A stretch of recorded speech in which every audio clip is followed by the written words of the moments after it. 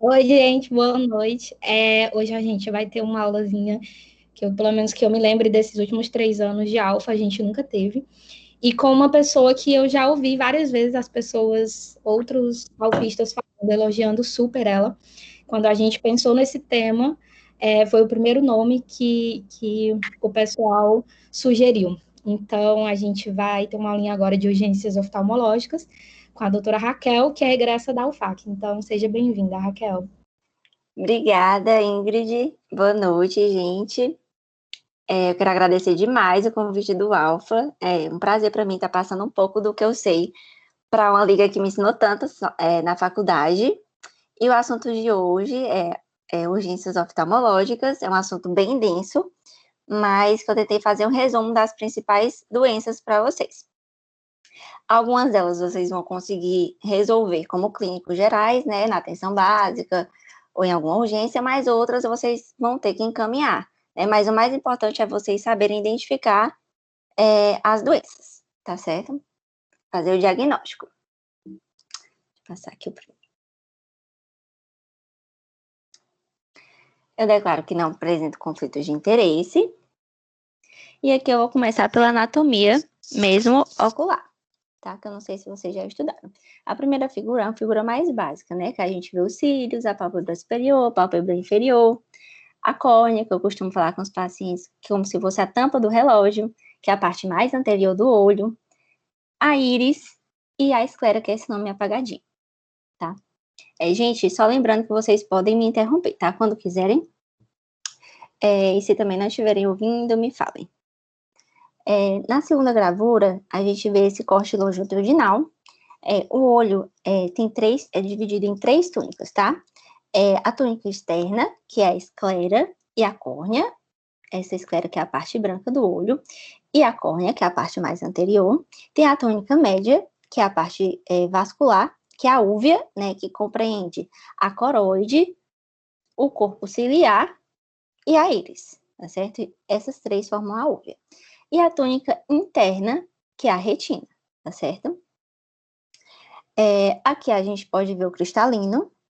O cristalino ele é fixado aqui no corpo ciliar por meio desses ligamentos, que são chamados de zônulas, tá? E ele divide o olho em 2 segmentos, o segmento anterior e o segmento posterior, tá certo? É comum a gente usar essas nomenclaturas, né? Como nos termos reação de câmara anterior, quando a gente tem essa reação numa doença chamada uveíte, a gente fala que é uma reação inflamatória nesse segmento anterior do olho, tá? E o segmento posterior é preenchido pelo humor vítreo, que é como se fosse uma geleinha, tá certo? Uma gelatina. E o segmento anterior, né, que é ele é preenchido pelo humor aquoso, tá? Que é esse líquido que a gente tem aqui na câmara anterior, que é responsável pela manutenção da pressão do nosso olho.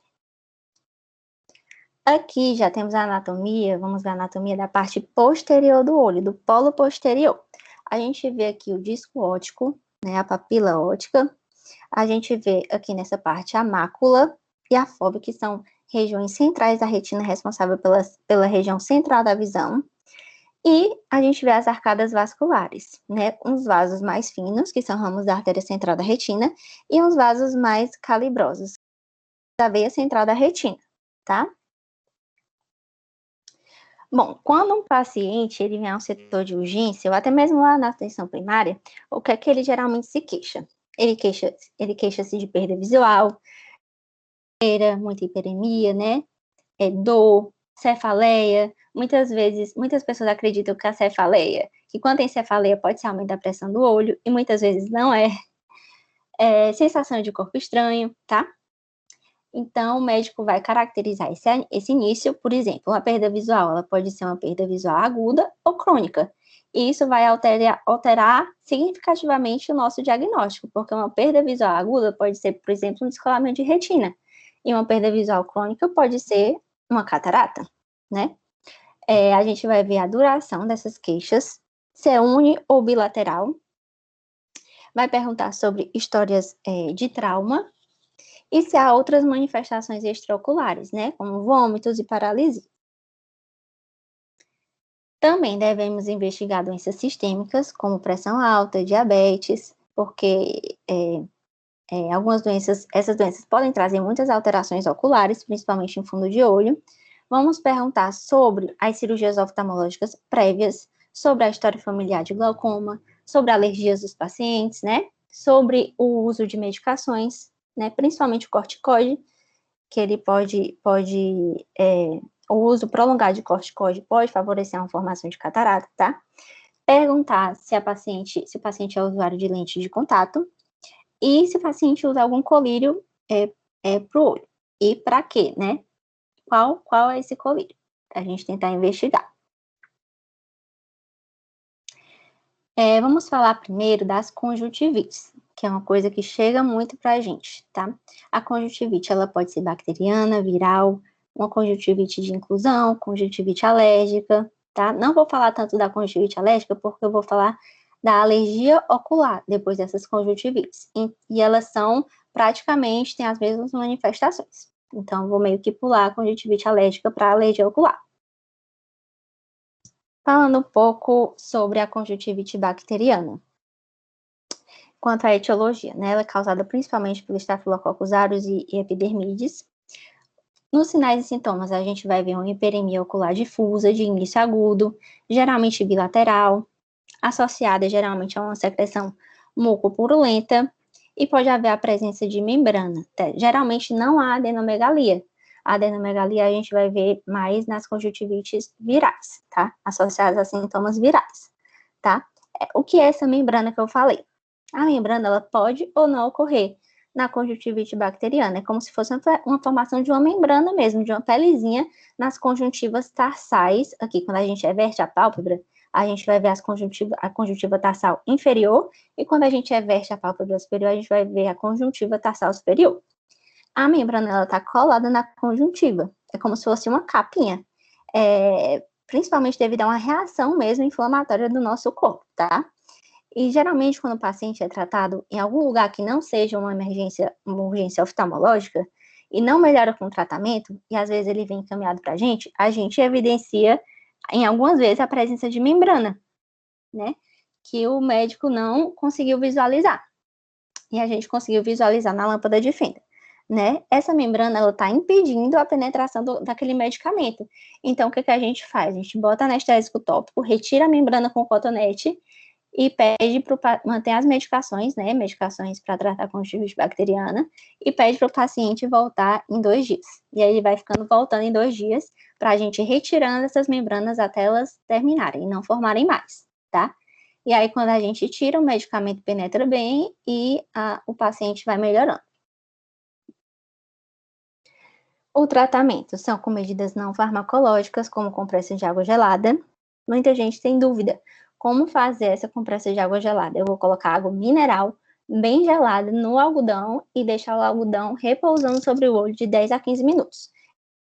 Orientar para os pacientes. Nada de soro, tá certo? Preferir sempre a água mineral do que o soro.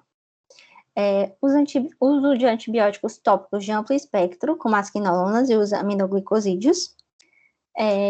Eu uso muito, particularmente, o Tobrex, né, a tobramicina, que é um aminoglicosídeo.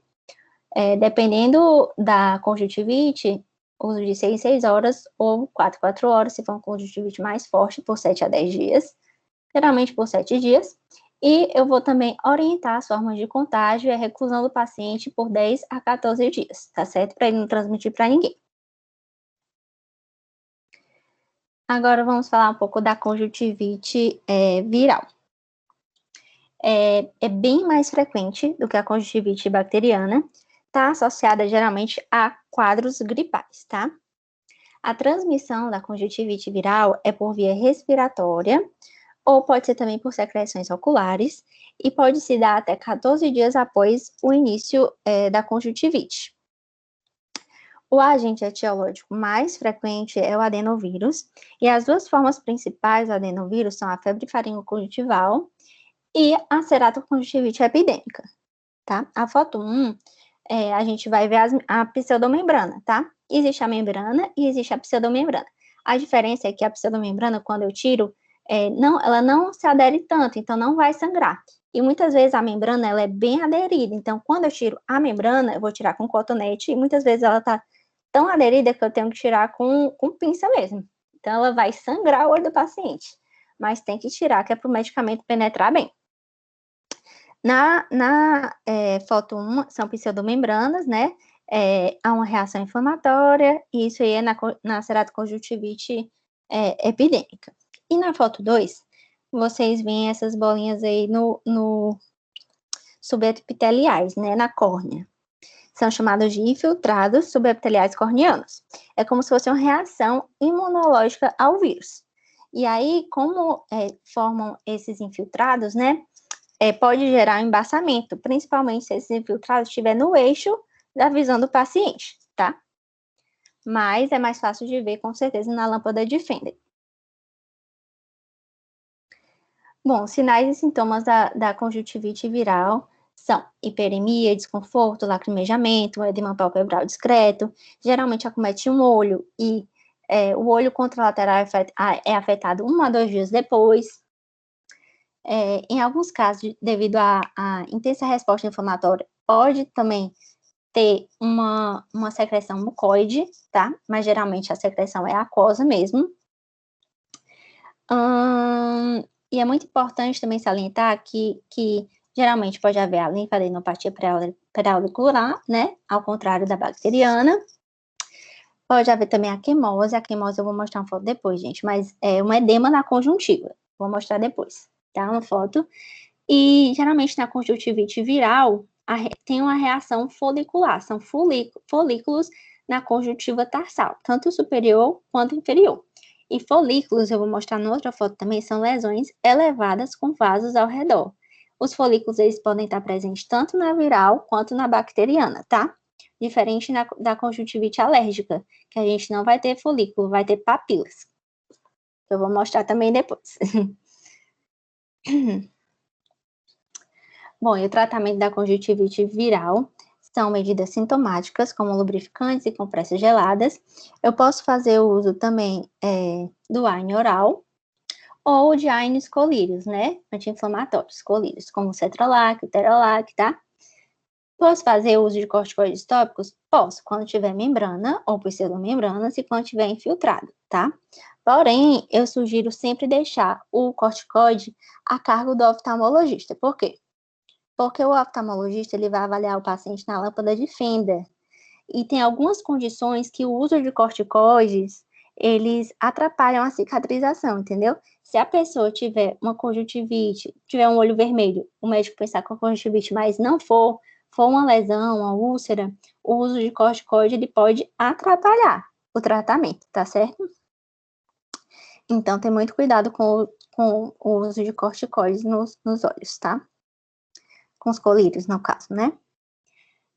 Sempre lembrar de tentar fazer o controle da transmissão, explicar para os pacientes lavar as mãos, isolar o paciente do ambiente público, não compartilhar objetos como toalhas, travesseiros, objetos pessoais, explicar que a transmissão é por contato direto, principalmente pela mão, tá bom? E se usar lente de contato, suspender ou descartar esse uso. Sobre a conjuntivite de inclusão, tá? É uma conjuntivite aguda, que geralmente ocorre em adultos, né? E tem sua forma de transmissão através da autoinoculação por secreção genital.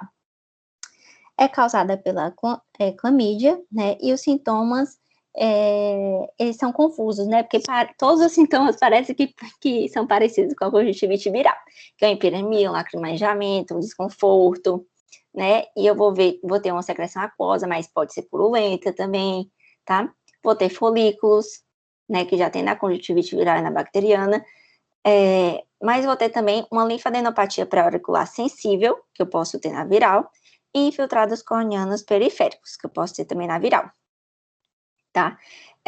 Posso fazer uso desses exames complementares, né? Normalmente é um diagnóstico diferencial, né? Por exemplo, você está tentando tratar uma conjuntivite, não está conseguindo tratar. Aí, de repente, você pergunta se ele teve uma uretrite ou um outro sintoma genital e o paciente diz que sim, aí você já desconfia e já tenta mudar essa forma de tratamento, tá certo? No nosso dia a dia, a gente não pede muita cultura, a gente trata mais pela clínica mesmo. Mas a cultura pode sim e deve ser pedida, principalmente quando você está usando algum medicamento que não está funcionando. O tratamento, lembrar que é um IST, né, a clamídia, então vou tratar como IST, com azitromicina ou doxiciclina, tá certo? E tratar parceiro também. E o tratamento tópico pode ser com pomadas de tetraciclina ou eritromicina. Em todas essas conjuntivites, seja na viral, seja na conjuntivite de inclusão, na outra, eu devo pedir para o paciente retornar em 2 dias, se ele não melhorar com os medicamentos, ou se ele melhorar, ficar tudo bem, retornar ao final do tratamento, para a gente avaliar. Já a conjuntivite neonatal é uma conjuntivite aguda e mucopurulenta que surge nos recém-nascidos, né, nos primeiros 28 dias de vida, tá? Ela é geralmente adquirida durante o parto vaginal. Sempre que vem uma mãe com bebê, né, ela vem muito assustada, que o filho dela tá tendo essa hipersecreção nos olhos, secreção mucopurulenta, mas a gente tem que quando a gente bate o olho, a gente já pensa, conjuntivite neonatal. Mas a gente tem que realmente fazer umas perguntas, né? Como foi o parto? O parto foi vaginal? Teve alguma infecção durante a gestação? Correu tudo bem durante a gestação? Você está com algum sintoma ginecológico no momento, né? Porque a conjuntivite neonatal, ela é causada pela clamídia ou pela gonorreia, tá? Os sinais e sintomas vão ser o edema palpebral, uma hiperemia conjuntival, uma secreção mucopurulenta intensa nos olhos do bebê, lacrimejamento, crostas nos cílios, quimose, que eu prometi que vai ter uma foto da quimose, que é esse edema conjuntival. As papilas, pode ter folículo, pode ter membranas, tá? E o tratamento vai ser para cobrir gonococo e cobrir clamídia, tá certo? Para cobrir gonococo a ceftriaxona e para cobrir clamídia a azitromicina. Sempre tem que abrir o olhinho do bebê e avaliar a córnea, tá? Mesmo que esteja muito demasiado, tem que tentar avaliar a córnea, porque se tiver acometimento corneano, se tiver úlcera de córnea, a gente vai ter que internar o bebê, tá bom? Passar aqui. A alergia ocular, ela afeta aproximadamente 20% da população. O prurido é o principal sintoma, tá? O prurido, o lacrimejamento, vai ter uma hiperemia da conjuntiva, vai ter uma hipertrofia papilar conjuntival, né? Isso é uma reação papilar das conjuntivas tarsais, né? Tanto inferiores como superiores, que são lesões elevadas com núcleo vascular. Lembrar disso para alergia ocular, tá certo? A quimose, que é essa aqui, que é o edema da conjuntiva, ela acontece muito na alergia. Lembrar das pregas de Danny Morgan, que são essas pregas aqui, que é típico de gente alérgica. Chega com olho vermelho com essas pregas, eu já digo assim, é alérgica, tem muita rinite, muita sinusite, e aí a paciente confirma, vou fazer exame ocular já pensando em alergia. E na alergia também, muitas vezes a gente vê esses nódulos, ó, de Horney-Trantas, tá? Ele indica pra gente pensar em alergia mesmo. E o tratamento da alergia ocular, principalmente controle ambiental. O principal é identificar e eliminar aquele agente que está causando a alergia, tá? Fazer bastante compressa gelada. Sempre que eu peço para o paciente fazer compressa gelada, eu peço para fazer no mínimo 4 vezes ao dia, de 4 a 6 vezes, tanto nas conjuntivites alérgicas, como nas outras conjuntivites também, eu passo lubrificante, compressa gelada no mínimo. Existem colírios, né, antihistamínicos, Patanol e outros, que com certeza eu passo, mas se tiver só um acometimento ocular, eu passo o colírio ocular, né? O colírio, né, no caso.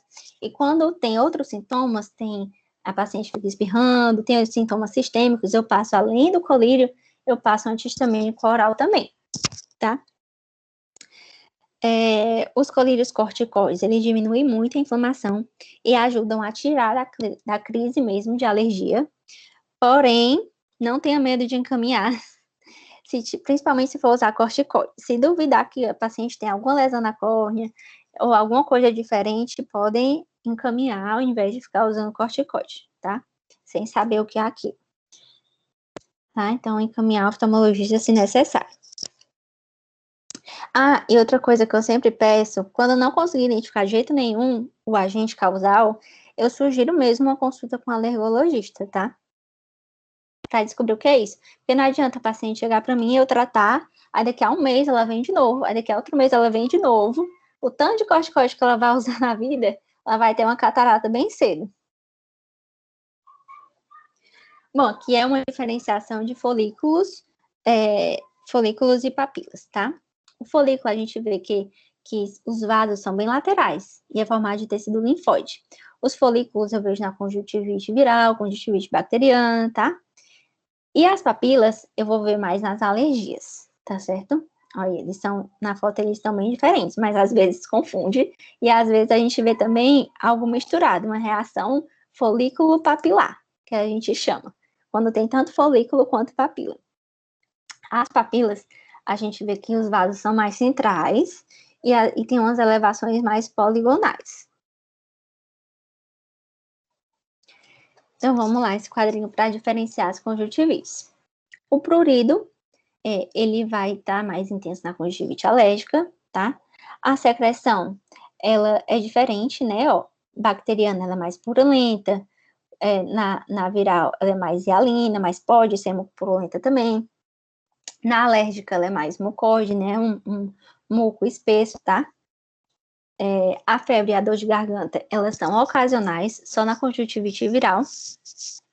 E a linfadenomegalia é algo que pode ocorrer na viral também. Nas outras, geralmente não há. Agora a gente vai falar de hiposfagma. Só dar um golinho na água. Hiposfagma, as pessoas vêm muito assustadas no plantão. Meu Deus, o que aconteceu? Hemorragia no meu olho e tal. E aí o que a gente pode é acalmar a pessoa. O hiposfagma é chamado também de hemorragia subconjuntival. É um rompimento de um pequeno vaso subconjuntival, tá? Porque os vasos aqui da nossa conjuntiva são bem mais finos do que do resto do nosso corpo. Eu explico desse jeito para os pacientes. Então, qualquer esforço que você fizer, eles são mais fáceis de romper. Pode ser rompido por um esforço físico, né? A pessoa carrega algum peso mais forte durante o dia, a pessoa dá muitos espirros. Muitas crianças vêm com hiposfagma porque estão doentes, aí vomitam muito, aí nesse esforço de vomitar, rompe um vasinho, e aí a mãe fica desesperada, tá? Pode acontecer por trauma local, a pessoa tá dormindo, bate o dedo no olho, aí rompe um vaso, e a pessoa acorda com o olho vermelho, mas pode ser também por crises de pressão, tá? Então, um fator de risco também é a pressão alta. Também pode não ter causa específica, tá? Geralmente, gente, o hiposfagma, ele não leva a baixa visual. Então, assim, o paciente só tem o olho vermelho e pronto, entendeu? Não tem a baixa de visão. Tomem cuidado, porque se o hiposfagma for provocado, por exemplo, por um trauma contuso, por exemplo, batem no olho do paciente e aí apresenta essa hemorragia, eu posso olhar e dizer assim, não, é só um hiposfagma. Mas o hiposfagma em si, ele não leva a baixa acuidade visual, tá? Se for uma baixa súbita e a pessoa ter levado, ter acontecido um trauma, né, com a pessoa, tem que investigar lá atrás, se houve descolamento de retina, tá certo? Ou outras afecções. E o tratamento, eu geralmente explico o que é para o paciente, que é um rompimento do vaso, né? Eu faço essa associação com o roxo, quando a gente leva uma pancada. O próprio corpo não vai absorver aquele roxo, eu falo mesmo do hiposfagma, eu falo que o próprio olho vai absorver aquele sangue. E para a pessoa ter paciência, porque às vezes demora mesmo. Mas a pessoa fica assim, né? Eu vou ficar com esse olho vermelho. Às vezes eu passo lubrificante, mas mais para o conforto ocular, mas sempre orientando o paciente, olha, esse lubrificante aqui vai dar um conforto, mas não vai tirar essa vermelhidão, tá? E a compressa gelada também dá um conforto para o paciente, mas também não tira a vermelhidão, que vai tirar o tempo. E tem que explicar bem para o paciente, porque tem gente que volta, falando, olha, doutora, passei esse colírio, mas não tá tirando vermelhidão. Entendidos? Pronto. As ceratites. As ceratites podem ser ceratite bacteriana, ceratite fúngica e a ceratite viral. A bacteriana são as úlceras bacterianas, úlceras fúngicas, e a ceratite viral é a úlcera herpética. Falando um pouco da úlcera bacteriana. A úlcera bacteriana, ela é uma úlcera bem grave, com risco de perda da visão, tá? As outras também são graves, mas eu acho a bacteriana mais grave mesmo. As úlceras em geral são muito graves. Vai haver, geralmente, gente, uma lesão epitelial, né, que atua como uma porta de entrada para as bactérias. E essa lesão, ela pode ser feita por trauma, por uma lente de contato que fez uma abrasão na córnea, essa abrasão ficou lá e entrou alguma bactéria, tá? Então, sempre tem uma porta de entrada. Geralmente causado pelo Staphylococcus aureus e o Streptococcus pneumoniae, tá? E o quadro clínico inclui dor, hiperemia, bem intensa, como vocês estão vendo na foto. O paciente tem muita dor mesmo, muita fotofobia e lacrimejamento. O tratamento é feito com colírio antibiótico de amplo espectro, né? Geralmente as quinolonas de quarta geração. Nas úlceras menos graves, a gente pode usar, eu uso geralmente o Vigamox, o Zimar, que são quinolonas de terceira geração. E quando a gente encontra uma úlcera bem grave, a gente já pode fazer uso dos colírios fortificados, mandar manipular mesmo, vancomicina, tá? Quando eu estou tratando a úlcera nas outras doenças, né? Quando eu trato empiricamente, né? Em primeiro momento, para não deixar a pessoa sem tratamento. Posso começar a tratar e fazer a coleta do material, posso começar a tratar e ver como é que a pessoa vai reagir, tá? Se não estiver respondendo, faço coleta do material para cultura. Aqui, gente, é a úlcera fúngica. Ela é bem, assim, marcante, né? Pelo aspecto dela. O principal agente causado é o fusário. Mais 50% das úlceras fúngicas são causadas pelo fusário, que é um fungo filamentoso, tá? Mas pode ser causado também pelos fungos leveduriformes, como a cândida.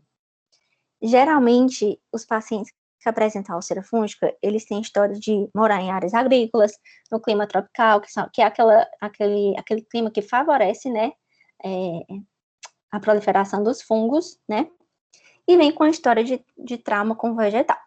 Geralmente, os pacientes que vêm para mim vêm assim, olha, doutora, eu moro lá na fazenda tal, e há 5 dias atrás, estou sendo bem boazinha, e tem gente que fala assim, há 10 dias atrás, porque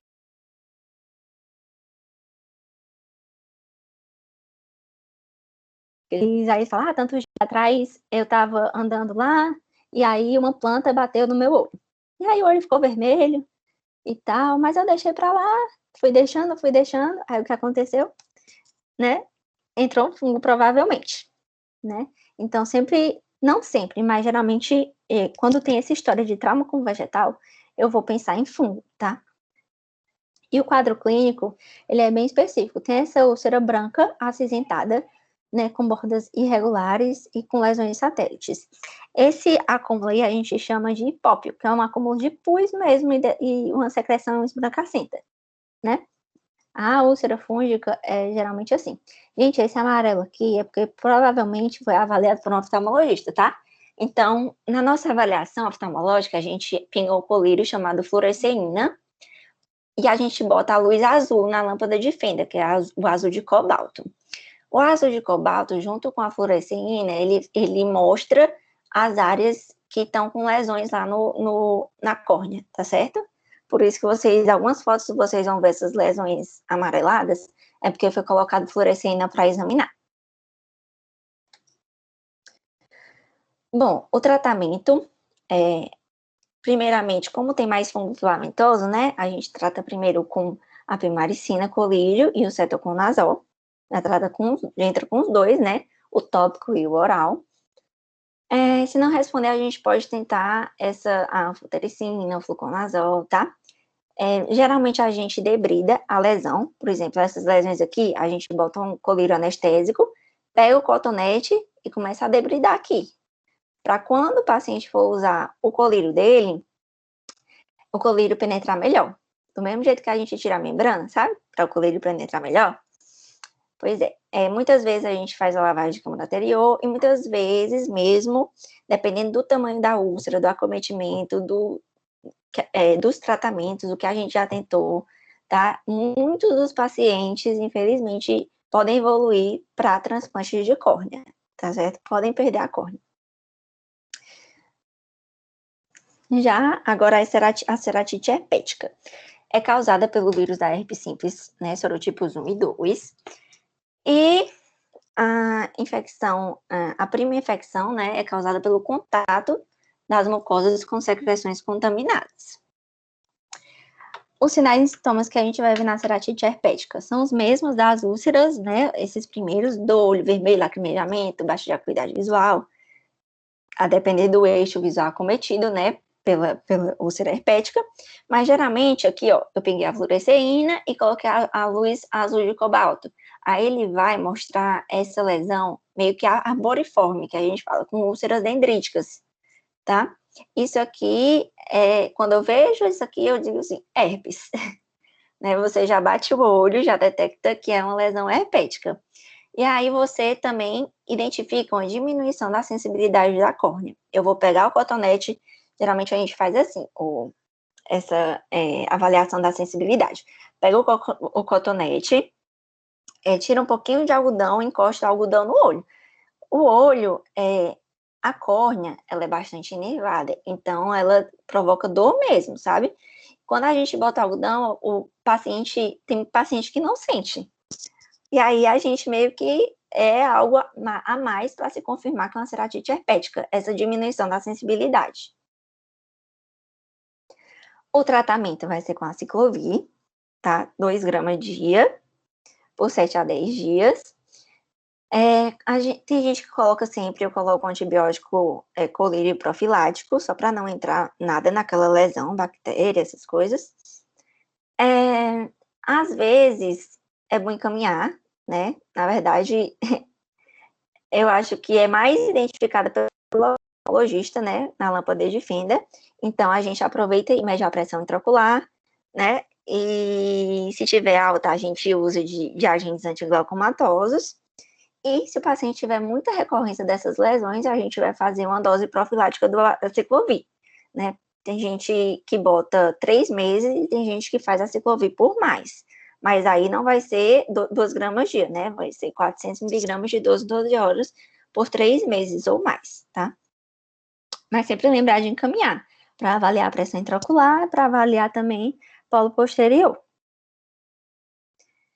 Já a herpes zoster, a diferença é porque a herpes zoster é provocada pelo vírus da varicela zoster, que fica latente em quem já teve varicela, né, lá no sistema nervoso central, que ele fica latente.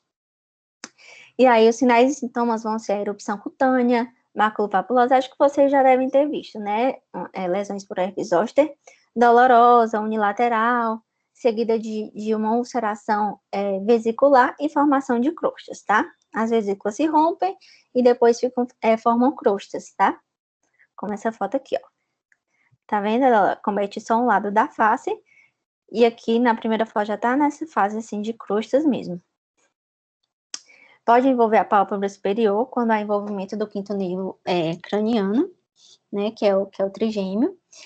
O sinal de Hutchinson, gente, é esse sinal aqui na ponta do nariz, tá certo? Sempre que vocês virem o sinal de Hutchinson, esse acometimento da ponta do nariz, que envolve o ramo nasociliar, tá? Vocês vão ter que avaliar o olho, tá certo? Pensar, sempre que vocês virem o sinal de Hutchinson, pensar em acometimento ocular, tá certo? Pode causar uma ceratite, conjuntivite, uveíte, episclerite, esclerite, eu vou explicar depois. Perda da sensibilidade da córnea e ceratite superficial com aqueles pseudodendritos que eu mostrei na foto passada da ceratite herpética. A herpes zoster pode ser reativada por estresse, por imunossupressão em pacientes idosos e afeta o olho em 50% dos casos que não são tratados, tá? O tratamento é com aciclovir 2 gramas, o mesmo da ceratite herpética, tá? Se eu ver o envolvimento do nervo óptico ou do nervo craniano, eu tenho que internar esse paciente e fazer a medicação EV. Quando houver dor neurálgica, faço uso de antidepressivos, de anticonvulsivantes, né? E se tiver recidivas, eu faço aquela profilaxia. Mudando de assunto, vamos falar agora de episclerite e esclerite. A episclerite ela é uma doença benigna, inflamatória e autolimitante que acontece mais em adultos jovens. Nos sinais e sintomas eu vou ver essa vermelhidão, né, a epidemia, o desconforto, fotofobia, lacrimejamento, mas geralmente vai ser setorial. O vermelho vai ser só em um setor, vamos dizer assim, do olho, tá? E pode vir nessa forma nodular, tá bom? Então, ela é dividida em forma simples e forma nodular. Um teste que a gente faz quando vê uma hiperemia setorial, que não tem mais nenhuma alteração assim significativa do olho, só a hiperemia, a gente bota uma gotinha de fenilefrina, a 10%, né? Bota fenil. Quando a gente pinga o fenil, quando é uma episclerite, né, que os vasos são mais superficiais, a fenil vai provocar vasoconstrição, né? Então, vai desaparecer por um momento, né? Essa vermelhidão, o olho vai ficar bem branquinho. E aí a gente confirma, eu acho que é episclerite. E aí a gente trata como tal, com AINES ou esteroides tópicos, tá? Pode colocar a NVO também, se necessário.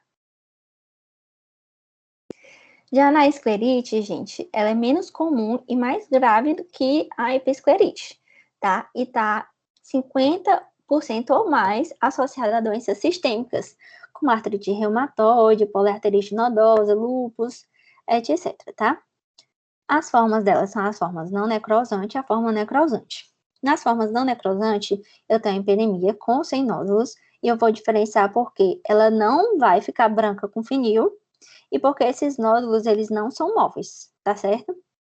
Já a necrosante, olha essa foto de baixo, da Scleromalácia perforans, né? É uma esclerite necrosante não inflamatória, tá? Mas ela pode ser inflamatória e não inflamatória, e cursar com essas áreas avasculares com afinamento. Isso aqui que vocês estão vendo, ó, roxinho, é porque houve um afinamento escleral, e aí isso aqui é úvea já, tá certo? E o tratamento também é feito com AINES, esteroides e, em casos mais graves, com imunossupressores. Agora, gente, vamos falar de trauma.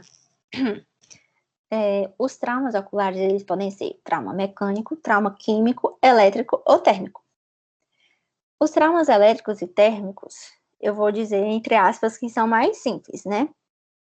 Como a gente está vendo na primeira foto, é uma pessoa trabalhando com solda.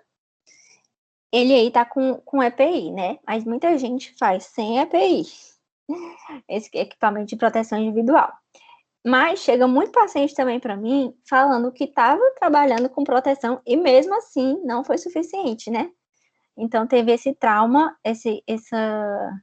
como se fosse um trauma térmico, né? Aí o olho fica daquele jeito ali, bem vermelhinho.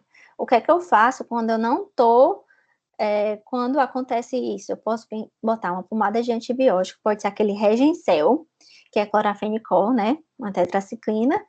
Coloca Regencel no olho e oclui. Tá certo?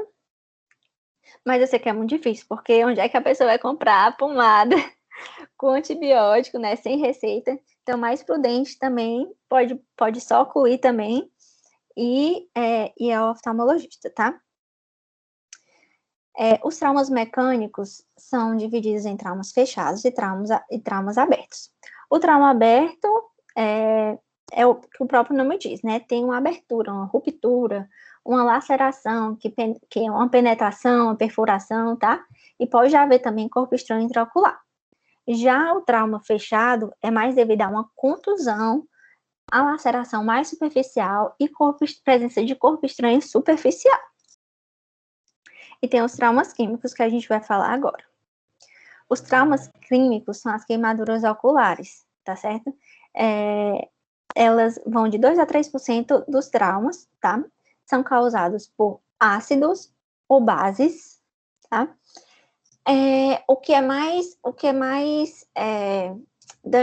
Que danifica mais o olho é a queimadura por base, porque ela penetra mais nas camadas da córnea. Ela, vamos dizer assim, ela prejudica bem mais, porque entra lá dentro mesmo nas camadas da córnea, tá? E aí, esse olho branco, por exemplo, é um olho bem mais grave, tá? A recuperação varia conforme o grau da lesão.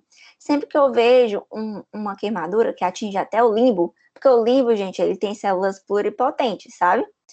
Então, são células que meio que recuperam o epitélio. Então, sempre que eu vejo uma queimadura indo até o limbo, é mais grave, tá? O que fazer? Lavar com água corrente. Geralmente, quando o paciente chega para lavar com a gente, que não tem lavado, a gente pinga primeiro um colírio anestésico e bota ele com o olho direto na torneira. Deixa lá uns 5 minutos, tá? Sempre encaminhar esses pacientes, tá? Para a gente tratar direitinho. E os tratamentos são à base de colírios antibióticos e corticoides, né? Porém, em casos muito graves, pode usar o corticoide também via oral.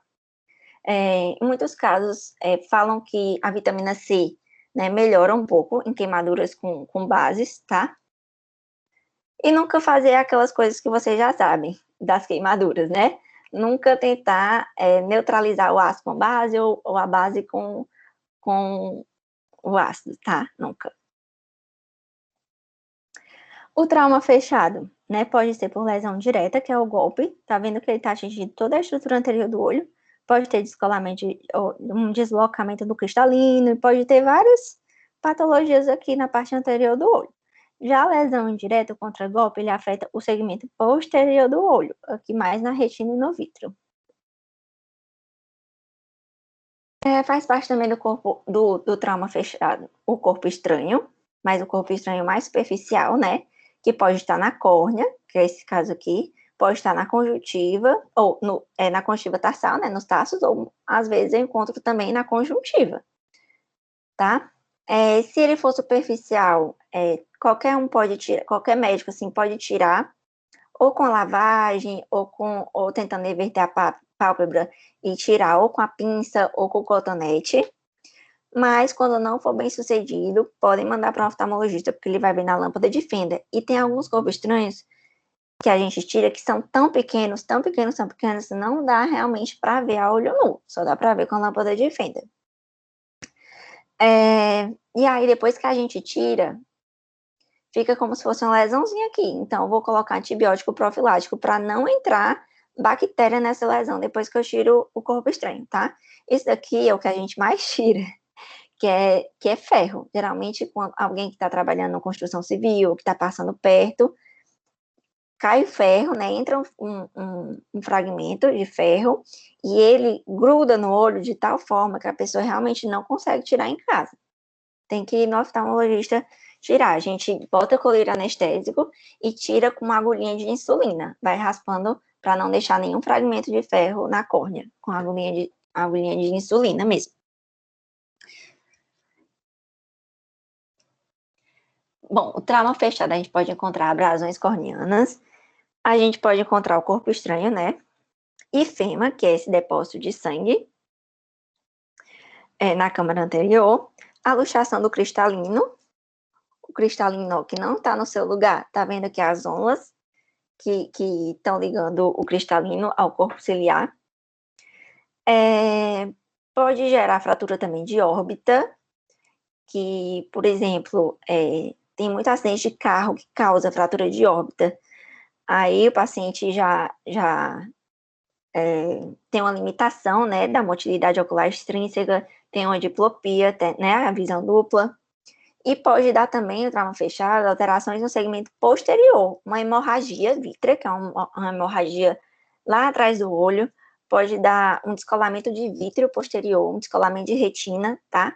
Várias patologias que a gente não consegue nem identificar na lâmpada de fenda, tem que fazer o exame do mapeamento de retina para ver a parte posterior do olho, tá? Então, sempre que eu tenho um trauma fechado, que eu tenho uma baixa de visão súbita, né, eu vou, mesmo que eu não tenha uma grande baixa de visão, eu vou pedir um mapeamento de retina e encaminhar para a gente ver como é que tá essa parte posterior do olho. Já no trauma aberto, eu tenho que sempre suspeitar de corpo estranho intraocular. Então, a gente sempre pede exames complementares, como no meu hospital, principalmente o ultrassom. Tem que avaliar, tem um maior risco de endoftalmite, né, que é uma inflamação do olho como um todo, uma infecção, né, na verdade, muito grave. E eu vou sempre encaminhar, porque a conduta do trauma aberto geralmente é cirúrgica, tá? O que eu posso fazer? Tá vendo que tá saindo conteúdo ocular de dentro do olho? Então, a gente vai ter que fazer um curativo para não comprimir o globo, tá? Se for numa emergência clínica que não for oftalmológica, o médico pode fazer analgesia, tá? Medicações para náuseas e vômitos, porque quando ele vai vomitar, ele também faz uma pressão e pode sair mais conteúdo do olho, né? Mais conteúdo ocular. Fazer a profilaxia de tétano, se necessário, e fazer também um antibiótico tanto tópico como sistêmico, para não entrar bactéria, e se já tiver bactéria também não causar uma infecção de outras partes do corpo, então até uma sepse, que às vezes acontece no caso das endoftalmites. A endoftalmite é uma resposta inflamatória intensa a uma invasão dos tecidos por bactérias, fungos ou parasitas. Ela é uma complicação rara, pode acontecer depois de cirurgias ou após traumas intraoculares, quando ela é uma endoftalmite exógena, né? E quando é de causa endógena, pode acontecer por penetração de organismos no olho pela corrente sanguínea mesmo. A pessoa já estava com infecção e ela migrou para o olho. A endoftalmite, gente, vocês vão ver que é uma coisa feio mesmo. Vocês estão vendo aqui, isso é hipópio, é acúmulo de pus. Tem paciente que chega do interior com isso tudo branco, tem pus até aqui. Tem muita infecção, isso quer dizer muita infecção, gente. Então, tem que cuidar, tem que colocar antibiótico tópico, antibiótico oral, para o paciente não vir a ter uma sepse, né? Muitos e muitos casos evolui mesmo para retirada do olho, tá? Então, o paciente tem uma perda visual grave, tem a fotofobia, secreção, hiperemia, edema palpebral, hipópio e um aumento da pressão intraocular, né? Eu vou passar, geralmente, quando eu desconfiar do ENDOF, né? A gente tem que passar ultrassom para ver se é ENDOF, e tem outros tratamentos também de infecções desse tipo, que infecciona até a parte posterior do olho, que são tratamentos com injeções intravítrea de corticoide, corticoterapia oral, antibióticos, né, VVO, e a vitrectomia, que é uma cirurgia de retina, tá? Mas muitos dos casos podem vir a eviscerar mesmo, ter que fazer a retirada do olho. Sobre as celulites agora, existe a celulite pré-septal, que as celulites são infecções dos tecidos ao redor do olho, né? A pré-septal, ela é mais comum, ela não penetra mesmo no septo orbitário, tá aqui o septo, gente, é uma membrana que liga o tarso ao periósteo, tá? A pré-septal, ela vai infeccionar esses tecidos aqui, e a celulite orbitária, né, vai infectar esses tecidos aqui, tá certo? As causas, a orbitária vai penetrar no septo, tá certo? A infecção. As causas pode ser causada por trauma, com a laceração e uma picada de inseto, em que entram micro-organismos, né, bactérias, e pode ser causada por uma disseminação local. O paciente já tem uma ordel, já tem um andácrio, e aí essas bactérias podem infeccionar os tecidos também. Os agentes etiológicos mais comuns são Staphylococcus e Streptococcus sp. E aqui são alguns dos sinais e sintomas que a gente vê. Um edema periorbitário e palpebral, calor, rubor, dor. O paciente pode ou não vir a sentir febre na pré-septal, né? Quando eu vejo assim, ó, e eu desconfio de uma celulite pré-septal, uma das primeiras coisas que eu faço é perguntar se teve febre e eu vou avaliar se tem uma proptose, né? Quando você levanta assim um pouquinho do queixo do paciente e você compara os dois olhos, se um tá mais elevado que o outro, tá? E vou abrir o olho, avaliar a acuidade visual, mesmo que o olho esteja um pouco inchado, eu tenho que abrir para avaliar se a pessoa tá vendo alguma coisa. E ver a motilidade, né? Eu vou pedir para olhar para todos todos os cantos, né? Para cima, para baixo, para o lado direito, para o lado esquerdo, para ver se não tem nenhum acometimento muscular, também ou de nervo, né? Então, geralmente na pré-septal, a acuidade vai estar normal, a musculatura ocular extrínseca vai estar normal, e pode ter ou não febre e não vai ter proptose, tá? Tratamento antibiótico oral, geralmente eu passo o Clavulin mesmo. Já na celulite orbitária, são infecção dos tecidos posterior ao septo orbitário, como eu mostrei na outra figura da anatomia. As causas podem ser uma sinusite etimoidal, infecções dentárias, pós-trauma, pós-cirurgia ou por extensão vascular. E aí, qual é a diferença da pré-septal para a orbitária? Lembra que na pré-septal não tinha baixa de acuidade visual, não tinha redução da mobilidade, da movimentação ocular extrínseca, né? Não tinha proptose. Na orbitária, vai ter todos esses sintomas que eu falei agora, tá certo? O edema e os sinais inflamatórios vão ter nos dois, mas nesse vai ter a proptose, pode haver a diplopia, né? Febre, mal-estar geral, e muitas vezes pode haver complicações no nervo óptico, por compressão mesmo, né, do nervo, provocando a baixa de acuidade visual. Sempre na celulite orbitária, vai ter que haver a internação e realização de exames de imagem, tá? Um TC de órbita, de seios à face de crânio, hemocultura se necessário, fazer uma antibiótico terapia EV, né, lá no hospital. E se não melhorar, a gente vê se tem abscessos, e se tiver abscessos, pode ser a causa da não melhora. Então, tem que fazer uma drenagem cirúrgica desses abscessos. Falando um pouco de ordelo e de calásio, né? São essas inflamações agudas da pálpebra. O ordelo pode ser interno ou externo, e pode evoluir com a rotura ou a saída de pus, né? Ou uma regressão espontânea. O tratamento é com compressas mornas. Se for bem pequenininha, pode fazer só compressas mornas e higiene dos cílios, tá? Agora, se for bem mais elevado, o ordelo, né? Pode fazer o uso de antibiótico pomada. Na verdade, a gente passa mais pomada associada, né? Antibiótico com corticóide, tá certo?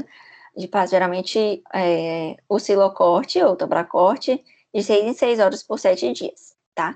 Muita compressa morna, porque acontece, existe uma afecção, que é essa daqui, ó, a blefarite, que tem uma oleosidade nos cílios, né? Então, essa oleosidade vai acabar entupindo aqui as glândulas de meibômios, né? E aí, esse entupimento vai fazer com que acumule secreção, né? E infecção e pus. Então, a compressa morna, ele faz com que haja a dilatação desses poros e a saída do pus, tá? Tem que orientar bastante a higiene dos cílios, né? A gente diz que ele pode comprar aquele shampoo Johnson's. Hoje existem outros shampoos específicos para cílios no mercado, mas oriento qualquer shampoo neutro, né?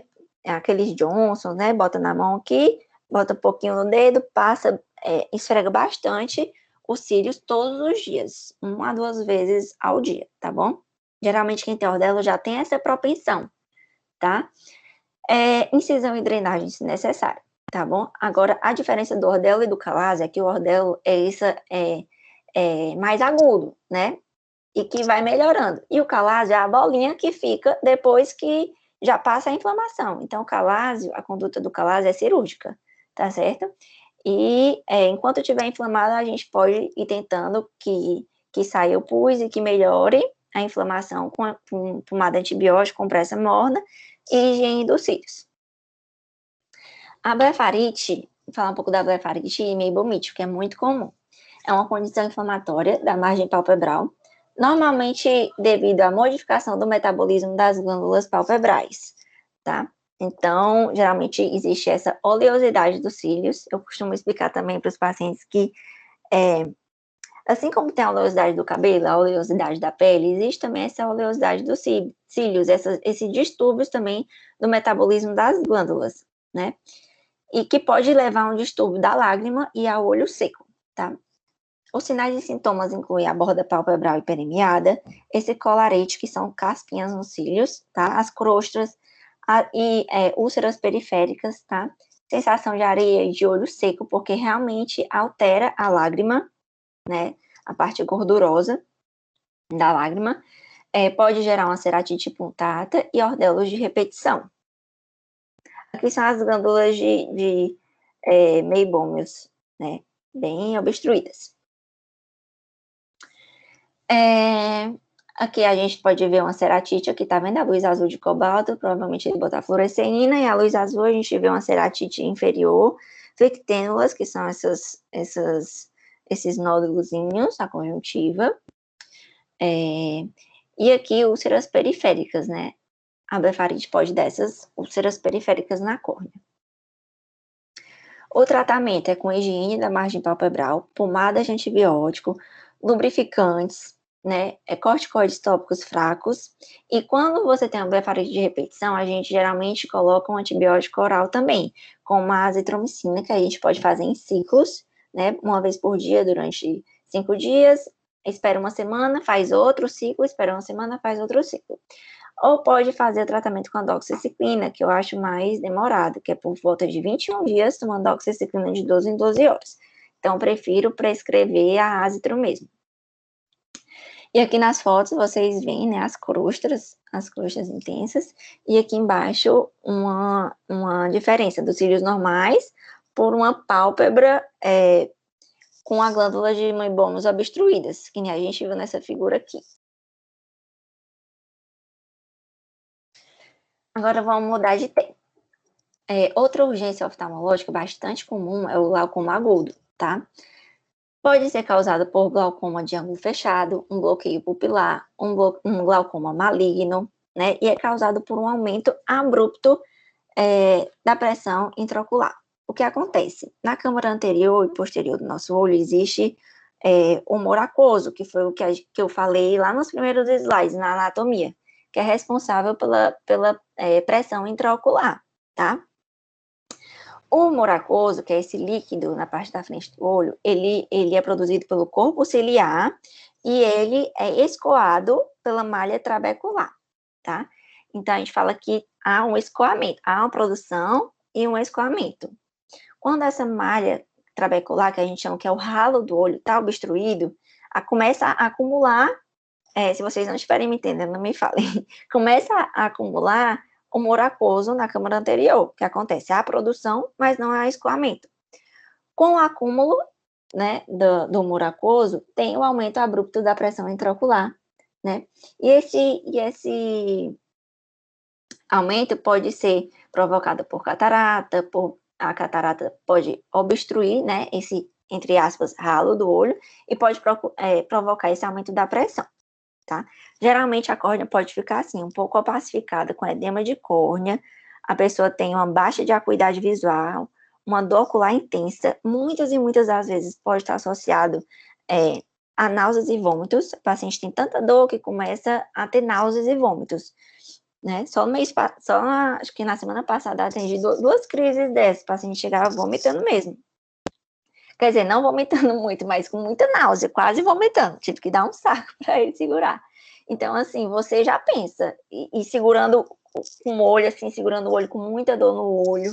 Então, você já olha e pensa assim, qual é o tipo desse paciente? Paciente com muita dor, com náuseas, vou suspeitar de crise de glaucoma. Quando eu olho o olho na lâmpada de fenda, tem esse aspecto aqui, ó. Um aspecto de que a córnea está edemaciada e que a pressão intraocular está alta, tá? A pupila também, ela fica em média midríase fixa, tá certo?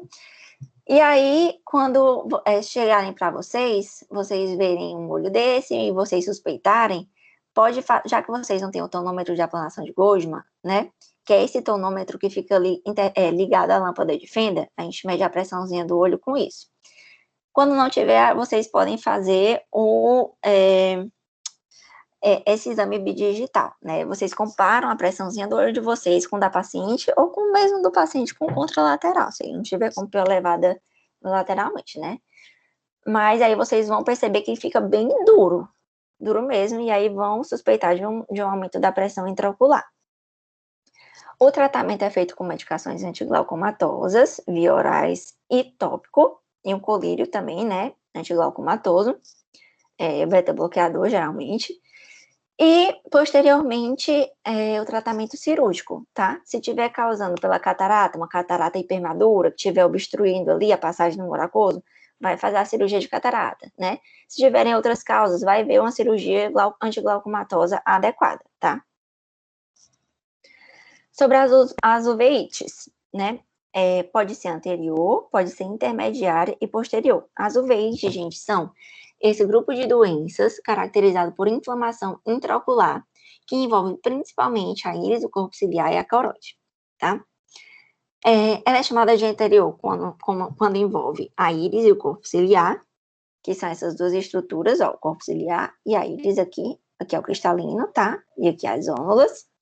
Intermediária quando atinge o corpo ciliar e a paz plana.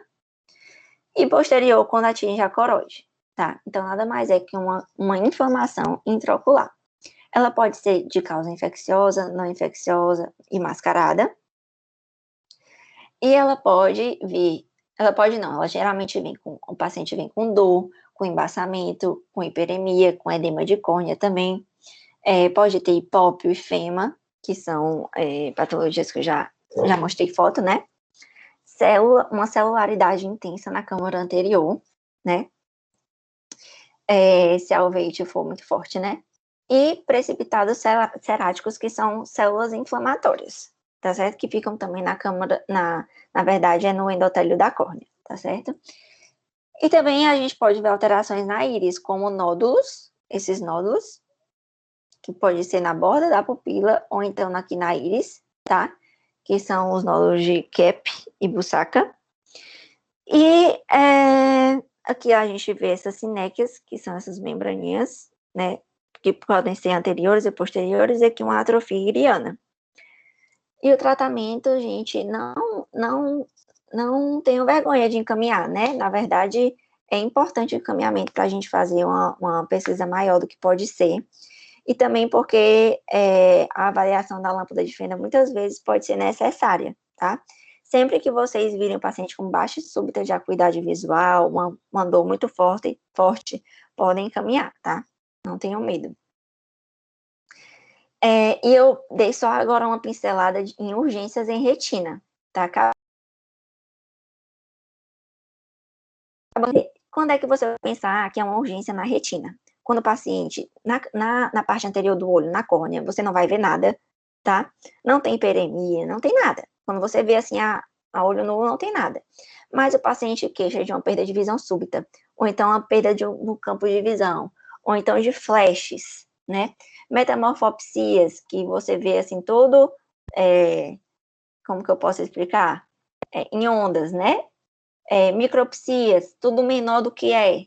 Escotomas, que são áreas pretas, né? Áreas de visões pretas. Alteração na visão de cores. Quando chegarem com essas queixas para vocês sabem que vocês não têm muita coisa a fazer, porque tem que ver a parte posterior do olho. Tem que fazer uma oftalmoscopia binocular indireta, que é o exame de mapeamento de retina, que vai ver a parte posterior do olho. Então, encaminhem ao oftalmologista, tá certo? Tudo que não conseguirem resolver. E aí, o mapeamento de retina vai mostrar. Aqui a gente tá vendo descolamento de retina, tá? Aqui uma hemorragia, né, na parte posterior do olho. E aqui é uma oclusão da veia central da retina, tá certo? Aqui minhas referências. Se vocês quiserem, eu mando o Kansky para vocês. Eu mando para a Ju.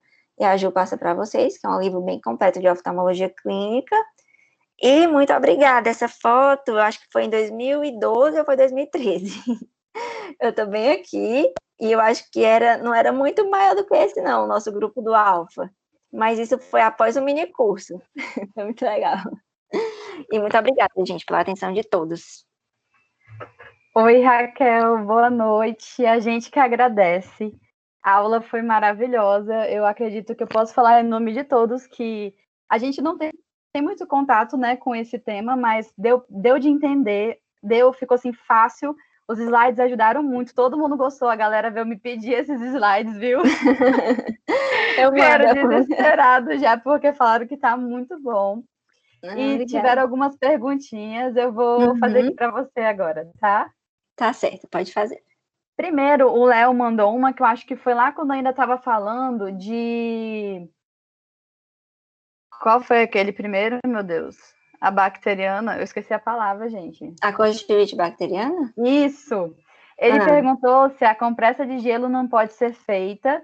É tipo quando a gente machuca uma articulação, uma coisa assim, então pôr um paninho com gelo também. Pode, só que acontece, esse paninho, geralmente, ele fica muito sujo, entendeu?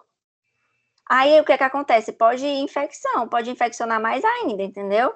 Então, eu sempre falo para os pacientes que tem que ser algo que eles possam descartar. Porque tem muita gente que usa fralda. Chega lá na emergência com um gelo dentro da fralda e a fralda no olho. Aí, depois, pega a mesma fralda, aí troca o gelo e usa a mesma fralda. Então, assim, é por questão mesmo de higiene, só tem que ter cuidado com a higiene. Pode ser feito de outras formas, sem ser com algodão? Pode, mas contanto que seja higiênico, entendeu? Sim. Por isso que eu falo para fazer com algodão e já descartar depois. Gaze também pode fazer com ela? Pode sim.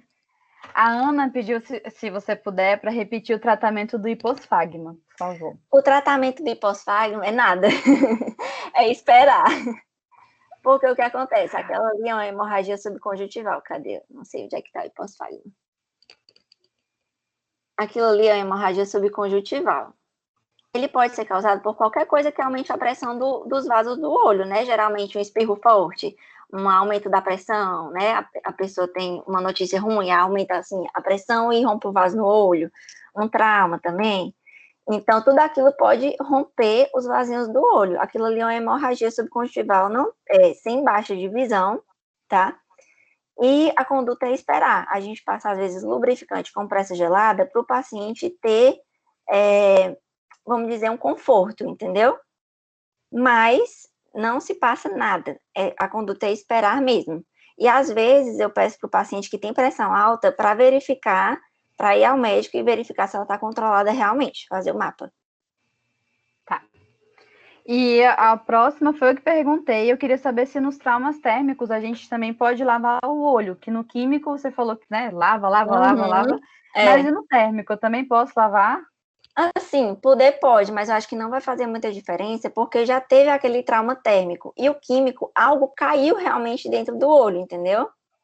Entendi. É como se fosse um produto cair dentro do olho. E o térmico, não, já teve aquela ação térmica ali e já causou aquela ceratite, entendeu? Então não vai fazer tanta diferença ficar não lavando, vai fazer tanta né? diferença. Não vou retirar nada do olho. Não tem o que retirar nada do olho. Mas, Entendi. muitas vezes, assim, fazer compressa gelada pode amenizar a dor, né? O desconforto, talvez. Tá. E o Rubens perguntou se oclui o olho por quanto tempo em caso de trauma térmico por solda? Até ir no oftalmo. Geralmente, as pessoas não conseguem ficar muito tempo. Na verdade, depois do trauma de solda, depois de umas 6 horas depois do trauma, a pessoa sente muita dor, gente, muita dor mesmo, porque a córnea da gente, dependendo do grau da lesão, claro, né? Porque a córnea da gente é muito enervada. Então, qualquer lesão que tenha na córnea causa muita dor. Então, assim, os pacientes vão na urgência direto, entendeu? Eles não esperam muito tempo, não. Então, e aí tem que colocar o tratamento com antibiótico mesmo, para não entrar bactéria nessas lesões e causar algo mais grave. Entendi. Mari, você levantou a mão, você quer fazer uma pergunta? Foi sem querer, você tá aí?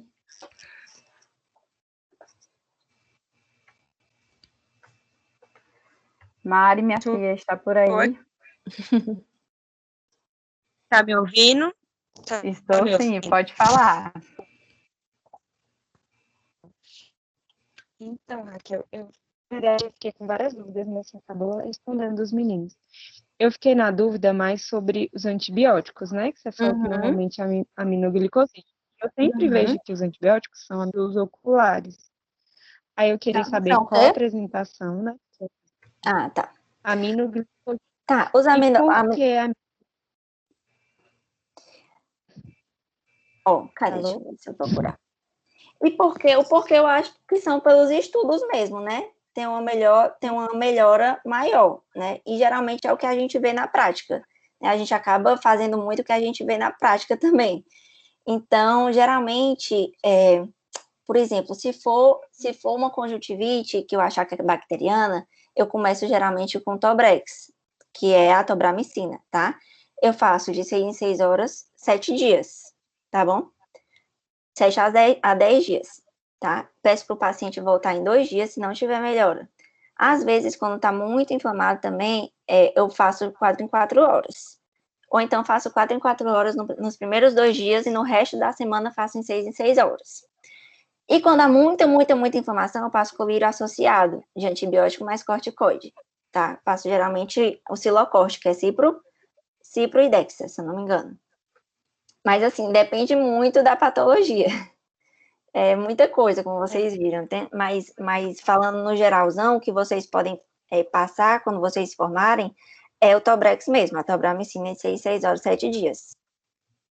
Eu sempre vejo isso. A minha dúvida é que, assim, a aminoglicosídeo é mais para cobrir gram negativo, e normalmente as infecções são para o São gram. mais por gram positivo, tem razão. Mas é o que geralmente a gente usa na prática e o que faz efeito, né, pelos estudos.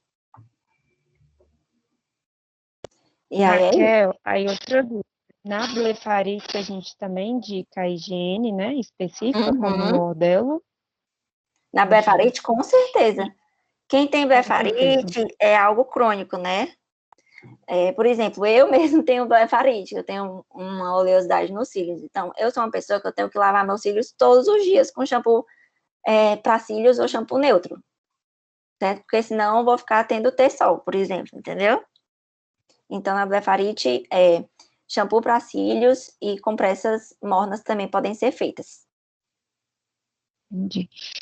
A última dúvida. Você falou também que os traumas, né, por materiais químicos, as mais que complicam mais são por composto básico, né? Esses dias chegou Isso. na unidade de saúde que eu estava um paciente que Uhum. foi por lança-perfume e ele Uhum. tá com muita hiperemia, com o olho Uhum. reclamando, Sim. e aí que eu fiquei assim, lá no caso a gente não tem anestésico de colírio, né? Tópico, Colírio né? anestésico. Uhum. Mas E vocês aí para lavaram, pelo lavar, menos, né? Ele e é sentiu dor. super desconfortável. Muito desconfortável. Aí eu ia perguntar assim, se pode usar algum remédio para dor mesmo via via Claro, oral, né? pode sim, com certeza. Com certeza. Pode usar um lisador, né? Que é 1 grama. Pode usar. Tá bom. É até ideal Obrigada, usar, né? Raquel. Porque a pessoa sente muita dor. Tem E o muita dor. problema desses colírios anestésicos é porque eles são de uso intra-hospitalar. Muitas vezes, antigamente, né, eles eram comercializados, né? Então, o que acontecia? As pessoas tinham as lesões e já era conhecido. Ia na farmácia, comprava colírio anestésico, não ia no médico, né? Não tratava, às vezes infeccionava e o paciente lá botando colírio anestésico. Então, hoje em dia, esses colírios são proibidos, eles são só de uso intra-hospitalar. Alguns pacientes eles imploram para levar o colírio, mas claro que é controlado pelo hospital, então a gente não pode dar nenhum colírio anestésico para nenhum paciente. Mas assim, tem que ter muito cuidado, né, com a comercialização, mas é uma coisa que realmente melhora muito. Quando a gente pinga, o paciente já sente uma melhora. Mas infelizmente, né, a melhora do paciente vai ter que ser tratada mesmo sem o anestésico. Com o tempo vai passando. E aí pode dar também o remédio via oral, mesmo, para dor. Tá bom, obrigada, Raquel. De nada.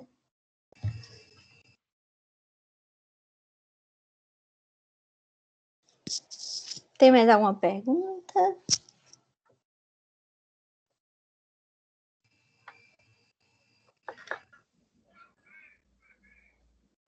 Raquel, tem a da Júlia aqui, que ela perguntou se o ordelo e o calásio podem ter relação com a alergia ocular. Não muito. Eu não vejo muita relação com a alergia, não. Vejo mais a relação com a blefarite mesmo. Agora a blefarite, às vezes ela provoca o olho seco e provoca também irritação.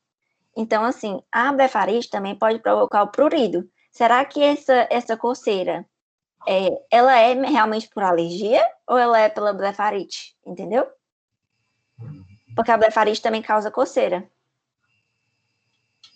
Deu para entender? Então, às vezes, tem que identificar se é realmente, se a coceira dela é realmente por uma alergia, ou será que ela tem uma blefarite e aí acaba coçando?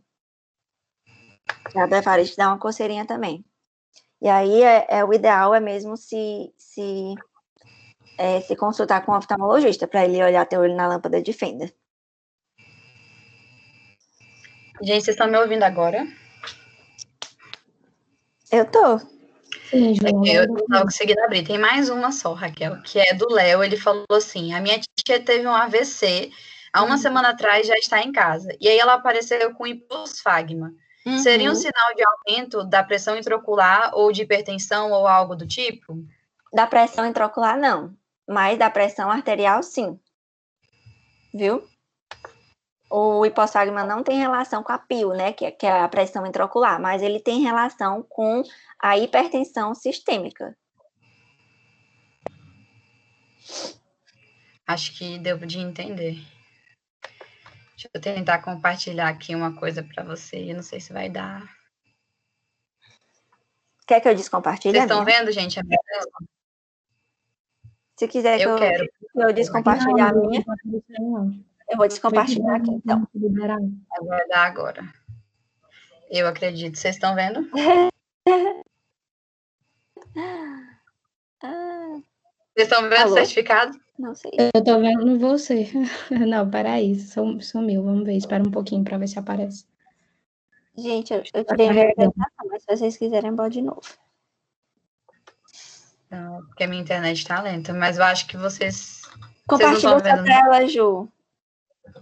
Deixa eu ver aqui se eu... Ele tá compartilhando para mim. Deixa eu fechar e compartilhar de novo. Se eu não conseguir, eu espelho aqui. Foi, Ju, foi. Tô compartilhando sua tela já. Agora eu descompartilhei, gente. Peraí.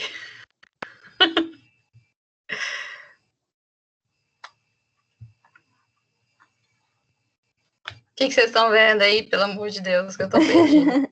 Tá aparecendo só a tua tela do Teams. Deixa eu ver se eu consigo colocar. E agora? Pronto, agora deu. Bota só em tela. Ah, tá. Então, Raquel, a gente fez esse certificado, que é uma forma de agradecimento para você por ter se disponibilizado a dar aula no meio dessa correria que a gente sabe que é a vida de quem já está formado. Então, muito obrigada, a aula foi muito boa. Eu não sei se você viu o pessoal elogiando aqui no chat. Ainda não. Foi, o pessoal elogiou bastante. Então, a gente só tem a agradecer a sua disponibilidade e que você volte mais vezes, viu? Tá certo, podem contar comigo, viu, gente? Quem tiver mais dúvida, eu vou dar meu e-mail para a Ju, pergunta para ela que ela me passa, e eu vou tentar passar para quem quiser também o PDF que eu fiquei de mandar do livro de oftalmo, tá? Do Kansky. Eu vou mandar para a Ju, e aí quem quiser fala com ela para pegar o PDF, tá? No mais, eu que agradeço, né, pela oportunidade, né? Tantos mini cursos aí aprendendo com Alfa, e agora eu tenho a oportunidade de passar um pouco do que eu sei para vocês, principalmente de uma matéria que não é tão bem dada assim nas universidades. Então, fica também o meu agradecimento para vocês. A gente que agradece, Raquel. Obrigada. Boa noite, gente. Muito obrigada. Tchau, obrigada. Tchau.